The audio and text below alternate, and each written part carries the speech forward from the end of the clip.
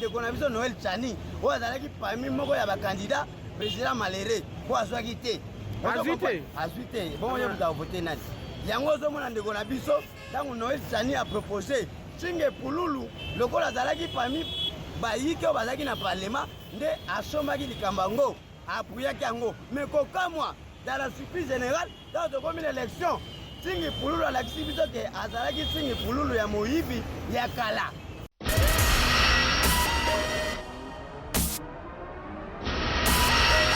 député à Funate, tant à Kena Boum, Bawololié, à Tigala Rosa meeting, à Kena Ngiringil, Bawololié, à Tigala Rosa meeting, à Kena Nina Selembao, Bawololié. Ndegonabiso Salem Butamuntu, Azalakan école Nangaba, Institut Mutamuntu, ezalaki na machine, ezalaki na centre à vote, na centre wana, abana ko bengana ba témoin ya ba candidat mususu. Okozala invalidé. Olobi? Okozala etumbu. Pe etumbu wana ezaki. Soko sali nini? Soki obomisaki bato. Un exemple ndenge ndeko na biso Jekoko Mulumba salaki awa na Kingabwa. Na Ndanu. Azali déjà parmi bato oyo seni azozela pona kopesa etumbu.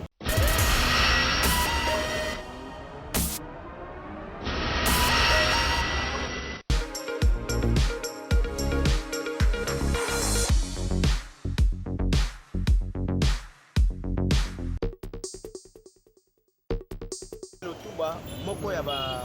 combattant ya IDPS Tshisekedi pe ya force de ndeko la ngai na ebite soko sisi na mutuna ke ngana répondre ngana nuana. Merci beaucoup Nzambe apambola oko na mutuna mais na corriger mutuna no mokie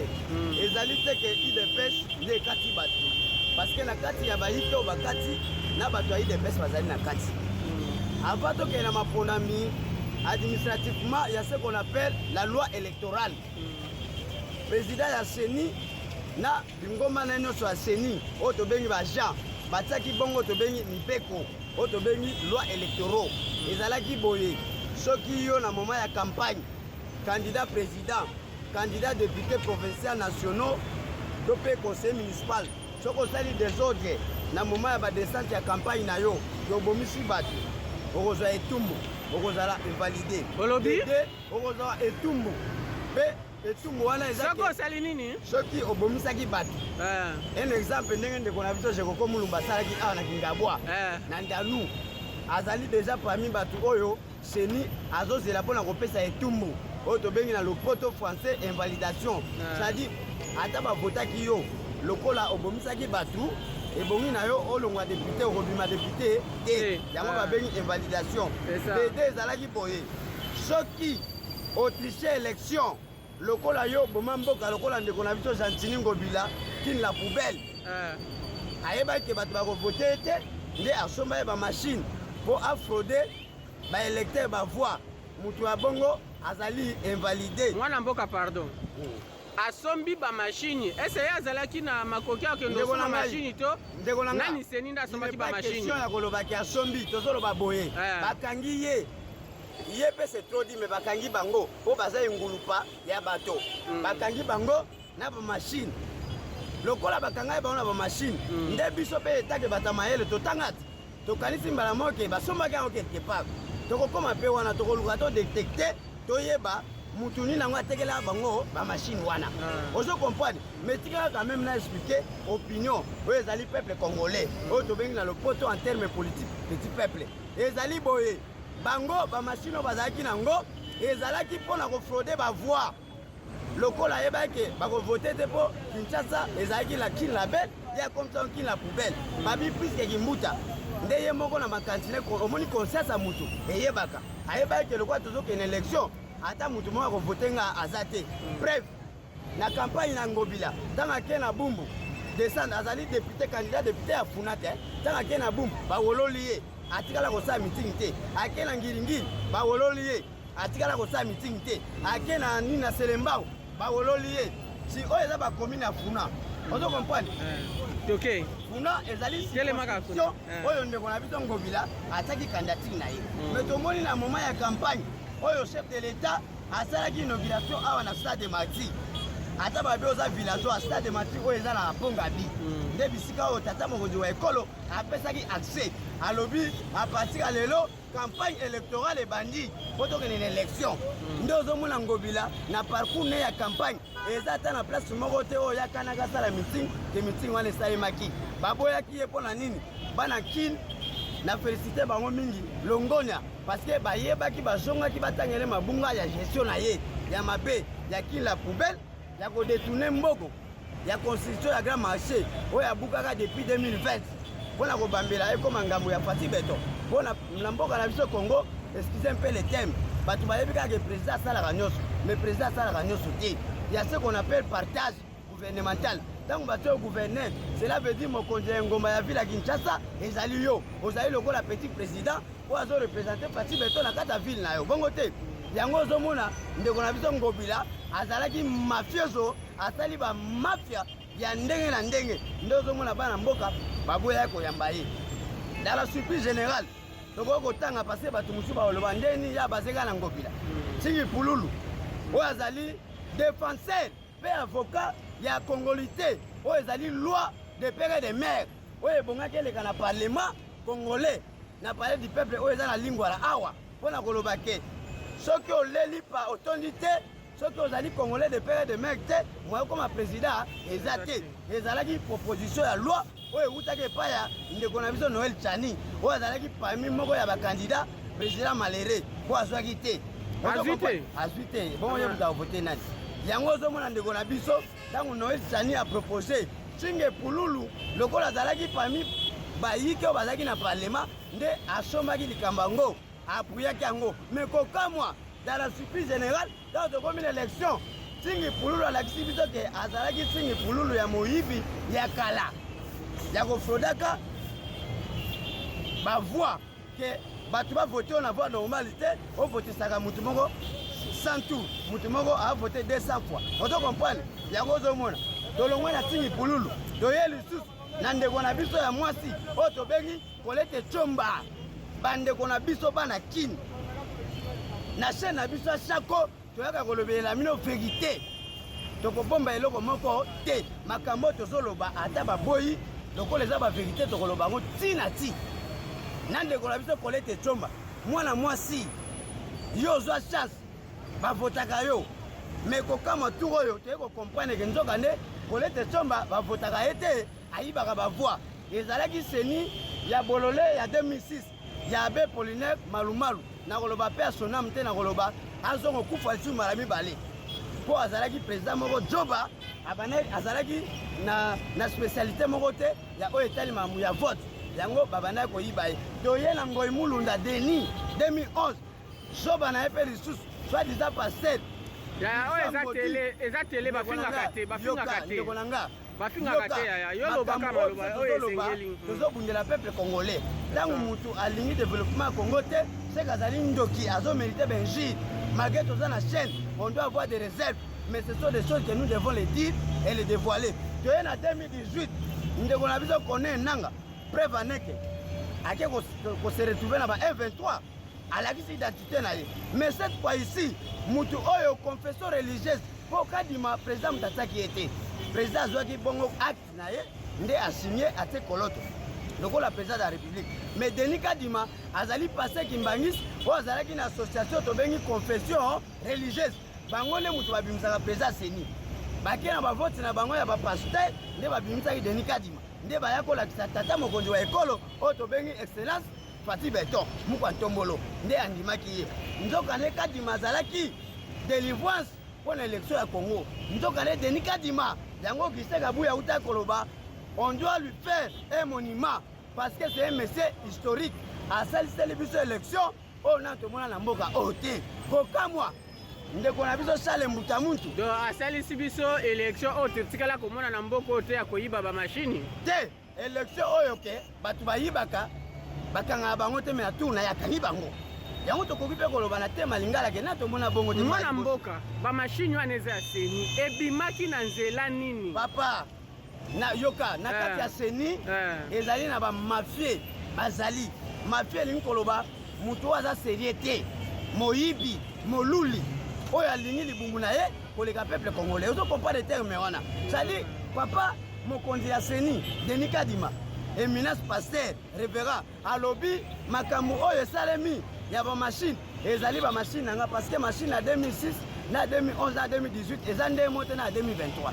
Ozo comprendre ba machine wana bazwi yango kaka epai bata Seni ezali ba directeur ba chef ya ba centre bisika wapi tosalaki ba rollement na bisiko tokena ko voter bango ne mutu babanda ko deve ba machine wana ndeko na biso Charles Mbutamuntu azalaka na école na Ngaba institut Mbutamuntu ezalaki na machine ezalaki na centre à vote na centre wana abanda ko bengana ba témoin ya ba candidat mususu ndeko nanga zela mwa muke okataka motion te zela mwa muke ya pardon nazozongisa yo wana nazotikolo loba me kokataka motion te ça va merci nazongisa yo wana parole Seni batiaka ba machine ya vote na bekola ya leta bake kotia na ba école ya privé ndenge nini continue na maloba na yo merci ndeko na ngai nazoyebisa yo ke na kati ya Seni ezali na bato oyo bazali wana mpona mabumu na bango bakobetaka bamatch ike kopesa bato oyo baza beyandwa te kopesa bango faveur ozomona eloko lobi na félicité ozali vraiment molobeli ya mboka papa Eli nzambe apambolo Ashako TV ekene liboso c'est-à-dire ezali d'abord pratiquement impossible ke ngai ndeko Christian lokwa naza combattant soki nzambe apesi nga possibilité sinakosala école est-ce école wana eza l'état mais balobi po école ezala centre faut ezala école conventionnée. Conventionnée cela veut dire quoi? Ata soki eza conventionné Kimbangisi, ata soki eza conventionné armée du Sali, ata soki eza conventionné catholique, mais eza ya l'état. Parce que na kati ya école conventionnée, nous appelons sous na ba école conventionnée privée. Yango zomona eza na ba école primaire mususu pe babengana bana Minerva ne ba ndeko na biso ba comprendre te. Nous avons deux catégories d'école conventionnée. Nous avons école conventionnée privée, na école conventionnée ya l'état. Mais ba machine ya vote pour école za la santé ebonge za ya l'état. Ya l'état linkoloba ya régime ya Fati Beton oyo. Ndenge ba président mususu ya ba ventiler ba leka. Ozo comprendre? Mais kokamwa mutu individu lokola Mbutamuntu azwaki faveur wana to bendingisa to pe opportunité wana ya kozwa Seni en otage l'école privée ndenge nini elinkoloba pour le peuple congolais. Charles Mbutamuntu c'est un monsieur que la justice congolaise doit d'abord premièrement l'arrêter pour azali mutu ya bavi ozali d'abord une école conventionnelle à l'état mais bapesi yo eza la santé yango ozomona Seni ya Kadima po Kadima na minute après Fati le plus l'homme oyo aza sincère eza Kadima aza pena mosantu ya solo ndeko na ngai elina yebi kozalaka teti kozalaka tembe ndibelanga Kadima azali mosantu. Kadima alobi boye bato nyonso oyo bakangi na bamashine akoportere bango plainte epai ya justice congolaise. Justice congolaise akoyeba na kointerpele koauditionne bato wana balakisa bisika bazwaki bamashine wana mpo Kadima yebi ke bamashine wana ezali ya ye mais ebimisange ya yeba. Ozo comprendre? Mpo bandeko mosusu bakoloba ndenge nini combattant Christian azobenga Kadima mosantu. Oui, mafia esalemi na Seni ye mutu aodirige Seni mais ayebaki mafia wana te. Soki ayebaki yango alingi akograve yango te akoma ntina niveau ke akata bamosusu. Ça va mwana mboka bayi mboka nyonso baza kolanda yo bazosepela na mwa explication na mwa mukeme bazongisa toujours mituna lisusu kaka epa na biso batuna mituna mpe bamessage na bango yo moko kotanga yango ntango batindela biso mwana mboka na 83 kandida bango mpe bato na bango bavotaki mokonzi ya mboka te ta bavote mokonzi ya mboka ntango bavwa na bango ya bato na bango wana ya kimuyibi wana ntango bakolungola yango ya mokonzi ya mboka etikala combien? Yoka na ebisa yo yoka na ebisa omoni question wana soit disait eza makasi eza pete tuna mpona nini bato wana baya kovote mokonzi ya mboka turu moko mais bavote bakandidat na bango ya miyibi wana mutu moko avote 100 fois mais nauti koloba yango awa te parce que bamashine wana ntango bazwa yango mutu na mutu akenda ye nango na ndako na ye. Ozo comprendre? Mais na élection présidentielle bapesaki bato na bango solo ndingisa omoni bapo ya bana mininga baliaka te ya solo ke bato wana babandaki koditosike baélecteur na bango soki bovote ngai Christian bovote Fati Beton. Mais normalement tomoni ke mafia esalemi na élection présidentielle te na élection présidentielle makambo eleki nango kitoko mutu avote 2 fois aza te mais epa na bango nayebi te soki okomprendre epa na bango nde ba voter se batu net yo ndeko libre na imposer yo na ndako na ngana pesi yo $50 yo pe mukate ko bana tongo le lokote okoboya net na bien li toi tu as une carte d'électeur voter 50 fois okoboya nde loko bango basali mais na kati ya vote bango ba voter sa batu na unité bazwa ba machine wana bakena ngona ndako na bango babani ko voter se batu après ba yena ba wana ba yena ko ba kotsa ngona wapi na seni ozo mwana ndeke zaki mwana mboka tingi pulula lobi ba preuve ezebele et puis makambo ezebele na se wana ntango bokati ye ese bomonaka mabe moko ekozala lisusu na bamakambo aza nango na yoka mwana mboka kobenga mutu mwana mboka te parce que abotami na Congo mutu akozala abotami na Congo mais aza na mitema koservi bakongolais te c'est ça le cas déjà comme Tingi Pululu d'abord peuple congolais boyoka Tingi Pululu odecevoir peuple congolais pe to annulé ba défense nyonso oyo sala na la loi Tchani oyo tobengi congolité de père et de mère nzoka ndeko wana bana ko défendre congolité mpona koflate bayimboka na tata mokonzi wa ekolo ayebaki mission oyo aye Tingi Pululu tie menteur olobi koza na bavérité wana tamula ye oyo lobango te po ani oza moyibi oza moto ya lokuta mobuki na lokuta lokolo omoni ke bakangi yo moto akangi yo d'abord bakandido nyonso bakangi ndeko eli tozopesa bango message na Sako TV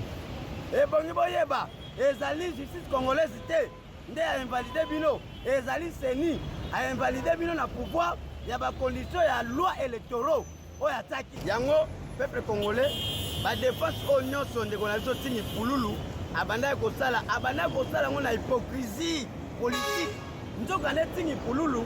ayebaki mission oyo ayelaki pembeni na tata mokonzi wa ekolo bango bazokanisake bazali contre fati baza contre fati te bazali kobundisa développement pe changement ya peuple congolais ezali bazali ya bato lokola Tingi Pululu po bato mosusu na cité bazoloba o moto abandaki kobundela de père de mère ndeni bakoki kokata ye ezali justice congolaise te nde ekati bango ezali seni elongo na baloi électoraux na ye bacondition ezali na lopoto elingi koloba nini eloko nyonso basalaka ezalaka na baloi oyo tobengi mibeko te yango wana bareglement ya seni ataki obomisi bato lokola ndeko na biso Charles Mbuta Muntu ntango akabolaka 500 moto na Ngaba lemba makala plutôt makala eza na funa na Ngaba lemba Kisenso abomisaka 3 personnes mais ezalaki bongo na kati ya loi électorale soki obomisi bato na moment ya descente mpo ezalaki descente ya campagne moto ya bongo ebongo ezala invalidé mais akwei na te mbeba ya désordre na moment ya campagne na mbeba ya koyiba bavoi parce que ayeba ete lokola aza Charles Mbuta Muntu moto akovote na Ngaba Kisenso Matete lemba mombele aza te limité aza te yango ozomona asalaki fraude ya koluka bamashine mpona na bino bato oyo botekelaki bango bamashine boyebela yango tosepeli me ndeko na ngai nayebi te nakoki korapele loko mobe yo kotuna motuna parce o okiseka je mets ma main par rapport ya les ondi intoxication lokola bamoni ke bakangi bango na kimoyibi basalaki balobi Augustin Kabuya bandeko na nga bapeuple congolais je mets ma main à couper Augustin Kabuya n'a jamais triché les élections kutu auti koplaide dernièrement na matinée na kati ya temple Salomon ya Charles Tshisekedi oyo eza na petit boulevard 11e rue limité résidentielle alobi bamashine wana nga moko kutu mpona vote merci bana mboka tokomi na suka mpenza comme tel te par rapport ya boccupation mais lisolo ya Augustin Kabuya oyo tobandaki na bino tokozongela kokoba nango lobi tokobeta lisusu nteke nango tokobeta lotsutsu na lotsotso okoyeba mayema azali koleka lokola baguerre d'esprit oyo balingi bakosela mwana mboka Augustin Kabuya makambo mpona kobebisa réputation ya parti présidentiel oyo tobengi Union pour la démocratie et le progrès social que nous sommes tokobeta nteke wana en tout cas bolimisi makasi oyebi ke ezali nango mpe technique bakaprice technique ezali liloba suki ezali kaka bakongomani topesi bino merci na confiance oyo bopesaki tata mokonzi wa ekolo Fati Beton ndenge bozongi lisusu ko réélire ye lokola président de la république na deuxième mandat oyo topesi bino merci mais yoka ezali na baaction oyo mokonzi ya mboka adispose mpo na 2024 oyo ya ebandela deuxième mandat na ye ya liboso soins médicaux hôpital soins gratuit pour la mutu nyonso ya mibale gratuité ya enseignement secondaire bana bakotanga école secondaire ofele. Deuxième action lisusu kobakisama na enseignement ezali gratuité ya enseignement universitaire balobi ba institut supérieur nyonso ekozala ofele soko osepeli nango te mpo bana na yo balinga kotanga ba institut supérieur te na ba université te. Toza na pota kosala génération ya bato babombe te mpe génération kulunere te. Bisika ya bakuluna ezali bilanga Kanyama Kasese Kongo Kinshasa mpe na baprovince nyonso bilanga yango tozolia te bato bakende kaka Kanyama Kasese tolia na biso te toleka mbala moko biloko eyamaki wana ekoma mpe na limite te oyo ezali deuxième lo ndeko eli akontedi ngai te matuni motuna bandeko na biso mutu oyo Lutumba na Félix Wazekwa ntango basali nzembo ya Adamu na Eva papa Lutumba ayebisaki Félix alobi Félix abi we papa Lutumba abi mwana oyo atunaka nyamekila akufaka nzala te nde ndeko na biso eli atuni ezali te ka contredire ngai. Deuxième lo ya Kanyama Kasese ezali oyo ezali production culinaire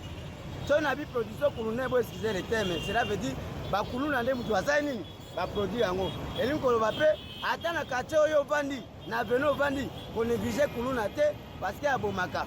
pesa ye moral te ya ye ndeko na nga oyo ozosala ezali vi malamu te kende Kanyama Kasese salela peuple congolais papa na yo na bato oyo okataka bakolia masangu bona peti bakondima koloba te ndeko na biso azalaki kuluna melelo kuluna buye pia achange azongi mutu. Merci beaucoup na bandeko balandi Asako TV po abone mingi na se na bino bopesa yango confiance elongo na mwana mobali oyo atelemi oyo azali moko ya bakombatant ya UDPS Tshisekedi azali bongo na kombo ya Gene Christian Otuba na monoko ya mboka na biso elobi maloba yango botu yango ende en désordre. Tozali awa na réalisateur na biso mpe questionnaire ndeko na biso Eli oyo Asako TV epesa motema mpe confiance oyo azali komo ya chaîne. Merci beaucoup na bandeko balandi. Merci beaucoup na diaspora Canada, Allemagne, partout Italie, babi même en Afrique du Sud. Botika chef de l'État, au votaki bolakisi ba 85%.